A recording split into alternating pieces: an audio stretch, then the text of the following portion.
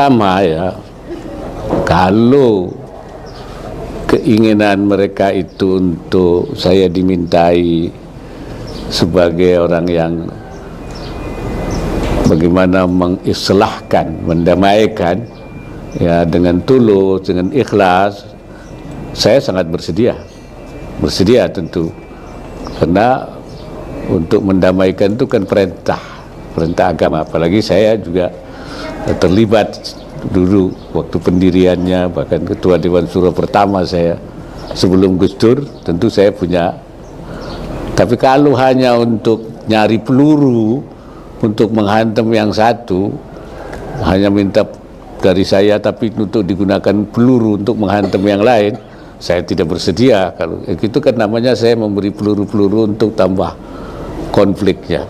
Tapi kalau saya dimintai untuk mendamaikan dan mereka ingin berdamai, mencari solusi, tentu saya sangat siap untuk melakukan itu.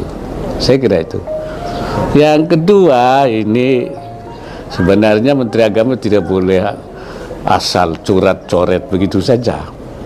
Sebab aturan pendirian rumah ibadah itu sebenarnya kesepakatan dari majelis-majelis agama. Kesepakatan itu dibuat bersama dengan Kementerian Agama dan Kementerian Dalam Negeri.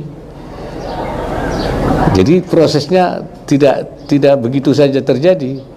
Dan kesepakatan itu dibuat selama 4 bulan dalam 11 kali pertemuan. Saya yang ikut melahirkan itu. Dari hasil diskusi-diskusi itulah terjadilah kesepakatan yang kemudian dituangkan dalam peraturan bersama Menteri Agama dan Menteri Dalam Negeri. Jadi ada asbabun nuzulnya, mengapa peraturan itu ada. Nah, jangan kemudian kesepakatan itu dihapus begitu saja, dicoret begitu saja, diganti begitu saja. Saya kira itu harus ada, dilihat dulu sebabnya, untuk apa, kenapa terjadi peraturan itu, ada sebab-sebabnya, dan untuk apa peraturan itu dibuat, dan mendengarkan banyak pendapat dari mereka yang terlibat pada waktu itu. Saya kira itu. Ya, terima kasih. Jadi BPS Pak baru saja merilis data pengangguran di Indonesia, kemudian 16,85% diantaranya disumbang oleh pengangguran usia 25-29 tahun, di mana usia tersebut masuk dalam usia produktif.